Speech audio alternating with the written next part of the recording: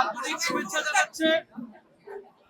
আমরা বাংলাদেশে জুলাই গণ অভ্যুত্থানের পরে যে সম্প্রীতি এবং অন্তর্ভুক্তিমূলক বাংলাদেশ গঠন করতে চেয়েছিলাম, সেই বাংলাদেশের লক্ষ্যকে সামনে রেখে সকল ধর্ম মতের মানুষের ঐক্যের ভিত্তিতে আমরা সামনের দিনে এগোতে চাই। জাতীয় নাগরিক পার্টি সেই জন্য কাজ করে যাচ্ছে। সারা দেশে যাতে নির্বিঘ্নে পূজা উদযাপিত হয়, সেই নিরাপত্তা যাতে নিশ্চিত করা হয়, সেজন্য সরকারের প্রতি আমাদের আহ্বান রয়েছে। এবং জাতীয় নাগরিক পার্টির বিভিন্ন স্তরের নেতাকর্মীরা স্বেচ্ছাসেবক হিসেবে কাজ করে যাচ্ছে।